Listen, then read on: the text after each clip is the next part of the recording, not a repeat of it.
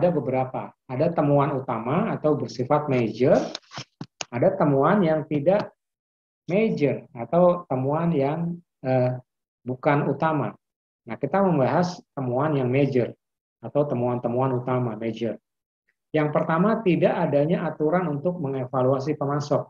Jadi aturan adalah salah satu temuan yang utama karena itu mencakup prinsip. Aturannya apa? Pemasok, apakah harus 2 vendor, apakah harus 3 vendor? Itu adalah prinsip. Kemudian tidak adanya ketentuan dalam peninjauan kontrak yang diterima. Ternyata selama ini belum ada kriteria untuk meninjau kontrak. Kemudian tidak adanya prosedur pengendalian dokumen. Beberapa dokumen itu harus dikendalikan jumlahnya. Misalnya dokumen yang terkait dengan rahasia perusahaan, laporan keuangan, itu harus dikendalikan. Tidak boleh semua orang misalnya tahu karena perusahaan ini masih bersifat tertutup. Hanya konsumsi manajemen saja. Maka dokumen-dokumen yang di-copy itu harus bisa dikendalikan. Biasanya di perusahaan-perusahaan yang sudah terbuka, kontrol dokumen itu ditandai dengan stempel.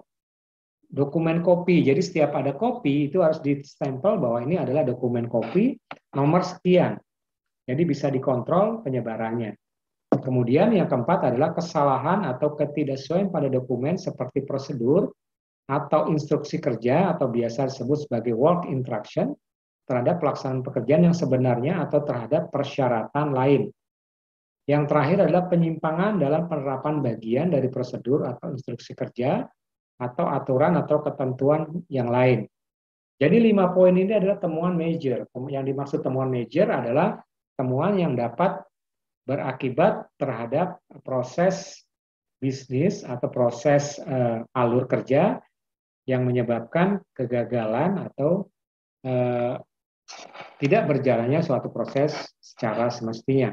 Itu adalah temuan-temuan major yang berpengaruh terhadap proses bisnis utama. Kemudian setelah kita buat laporan, tadi ada tipe laporan A, tipe laporan B, kemudian dibuat ke dalam laporan-laporan yang lebih komprehensif, kemudian bukti objektifnya juga sudah disajikan, kemudian dijelaskan klausul-klausulnya dan referensinya. Setelah semuanya siap, maka tim auditor bersama pimpinan audit atau kepala tim audit melakukan pertemuan penutup atau closing meeting dengan yang dilakukan audit atau auditi.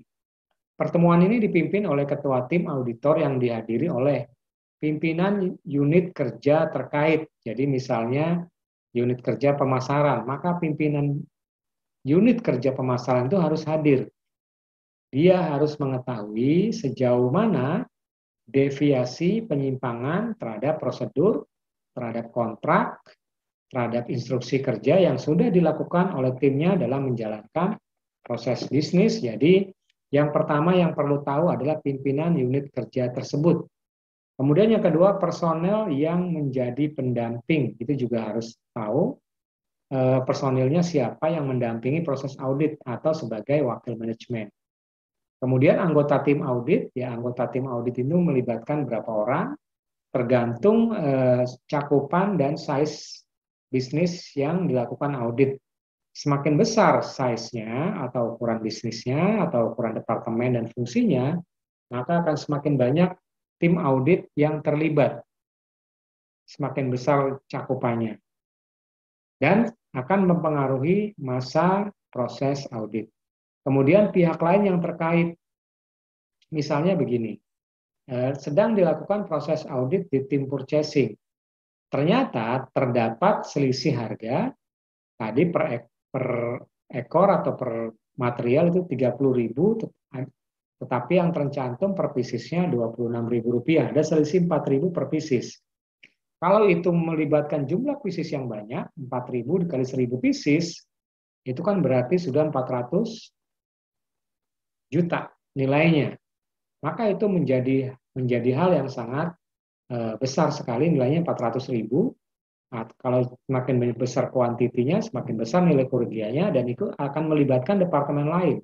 Ternyata barang ini adalah barang untuk departemen marketing misalnya, terkait brosur-brosur promosi atau banner dan sebagainya.